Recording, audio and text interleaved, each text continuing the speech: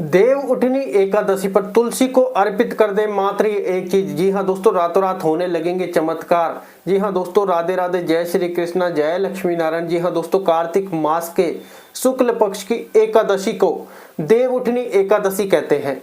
जी हाँ दोस्तों, इस साल देव उठनी एकादशी का व्रत 1 और 2 नवंबर को रखा जाएगा। इस दिन भगवान विष्णु 4 महीने के बाद यानी पूरे 120 दिन के बाद योग निद्रा से जागेंगे। धार्मिक मान्यता है कि जो इस एकादशी के दिन व्रत रखता है उस पर भगवान विष्णु की विशेष कृपा रहती है। इसके साथ ही मां लक्ष्मी की विशेष कृपा भी प्राप्त होती है। कहते हैं कि भगवान विष्णु को तुलसी बेहद प्रिय है। ऐसे में देव उठनी एकादशी पर उनके प्रिय तुलसी को कुछ चीजें अवश्य अर्पित करनी चाहिए। ऐसे में आइए जानते हैं कि देव उठनी एकादशी के दिन तुलसी में किन चीजों को अर्पित करना शुभ। जी हाँ दोस्तों, तो तुलसी में किन चीजों को अर्पित करना शुभ और लाभकारी रहता है। जी हाँ दोस्तों, तुलसी माता और शालिग्राम भगवान की जय जरूर लिखें और इनका साथ में पूजन कर दें। दोस्तों साथ ही साथ जानेंगे देव उठनी एकादशी पर घर की कौन सी 6 जगहों पर दीपक जलाना बेहद शुभ माना गया है और इसके क्या क्या चमत्कारिक लाभ आपको मिलेंगे।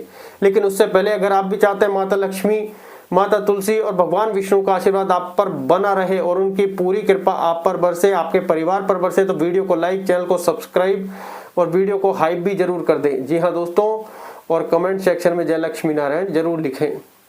अब आइए प्रारंभ करते हैं।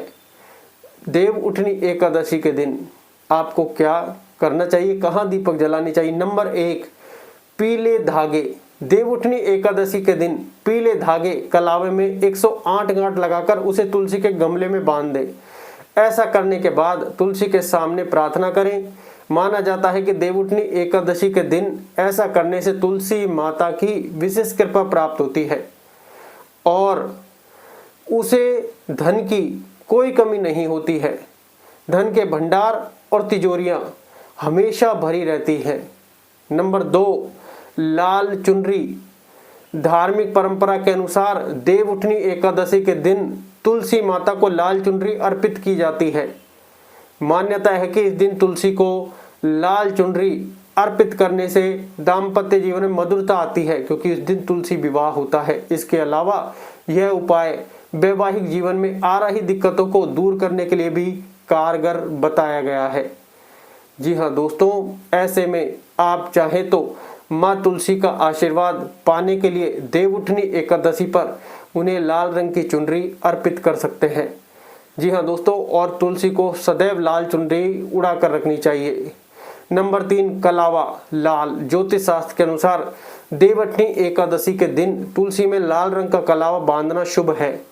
धार्मिक मान्यता है कि देव उठनी एकादशी पर ऐसा करने से माँ लक्ष्मी की विशेष कृपा प्राप्त होती है। साथ ही साथ हर प्रकार की मनोकामनाएं भी पूरी होती हैं। जी हाँ दोस्तों, नंबर 4, कच्चा दूध। देव उठनी एकादशी का दिन माँ लक्ष्मी और भगवान विष्णु को प्रसन्न करने के लिए बेहद खास होता है। ऐसे में इस दिन उन्हें प्रसन्न कर उनकी कृपा पाने के लिए तुलसी के पौधे में कच्चा दूध अर्पित करें। नंबर 5, 11 तुलसी के पत्ते। देव उठनी एकादशी के दिन भगवान विष्णु को 11 तुलसी के पत्ते अर्पित करें, लेकिन देव उठनी 11 से एक दिन पहले ही उन पत्तों को तोड़कर रख लें। जिन लोगों को शादी में देरी हो रही है या विवाह नहीं हो पा रहा है, उन्हें ये उपाय जरूर करना चाहिए। कहा जाता है कि देव उठनी एकादशी के दिन यह उपाय करने से शीघ्र विवाह का योग बनता है। जी हाँ दोस्तों, लेकिन विशेषकर ध्यान रखें, देव उठनी 11 के दिन पत्ते नहीं तोड़ने हैं, उससे एक दिन पहले पत्ते तोड़ लेने हैं। जी हाँ, तो चलिए दोस्तों अब जानते हैं देव उठनी एकादशी पर किन 6 जगहों पर दीपक जलाना शुभ होता है। नंबर 1, वास्तु एवं ज्योतिष शास्त्र के अनुसार देव उठनी एकादशी को शाम को तुलसी के पौधे के पास घी के 5 दीपक जलाएं। जी हाँ दोस्तों, घी के 5 दीपक जलाएं। तुलसी माता को हरिप्रिया और माता लक्ष्मी का स्वरूप माना जाता है। ऐसे में उनके सामने दीपक जलाने से वैवाहिक जीवन की मुश्किलें दूर होती हैं, घर की नकारात्मक ऊर्जा दूर होती है और घर में धन की बरकत बनी रहती है और वहीं धन की देवी माँ लक्ष्मी का आशीर्वाद मिलता है। जी हाँ दोस्तों, नंबर 2, घर के मुख्य द्वार पर दीपक जलाएं। मुख्य दरवाजे के दोनों ओर गाय के घी से दीपक जलाना बेहद शुभ माना गया है। यह दीपक घर की रक्षा कवच की तरह काम करता है। इससे घर में सकारात्मक ऊर्जा का प्रवाह बना रहता है और बुरी नज़र या किसी नकारात्मक शक्ति का असर नहीं होता। जो लोग अपने व्यापार या नौकरी में तरक्की चाहते हैं उन्हें यह उपाय जरूर करना चाहिए। नंबर 3, रसोई घर में दीपक जलाएं। रसोई घर को अन्नपूर्णा देवी का विशेष स्थान माना जाता है, इसलिए देवउठनी एकादशी के दिन रसोई में दीपक जलाना बहुत शुभ होता है। जी हाँ दोस्तों, अन्नपूर्णा देवी का विशेष स्थान, क्योंकि घर का विशेष स्थान होता है हमारी रसोई। कहा जाता है कि इससे घर में कभी अन्न की कमी नहीं होती। यह उपाय परिवार के लिए समृद्धि और खुशहाली लाता है। आप चाहें तो दीपक जलाने के बाद मीठा प्रसाद बनाकर देवी अन्नपूर्णा को अर्पित भी कर सकते हैं। नंबर 4, पीपल के पेड़ के नीचे दीपक। शाम के समय पीपल के पेड़ के नीचे दीपक जलाकर उसकी 7 परिक्रमा करें। यह उपाय खासकर उन लोगों के लिए फायदेमंद होता है जो कर्ज या आर्थिक परेशानियों, जी हाँ, जो कर्ज या आर्थिक परेशानियों से जूझ रहे हैं। ऐसा करने से कर्ज मुक्ति के योग बनते हैं और धन लाभ के नए रास्ते खुलते हैं।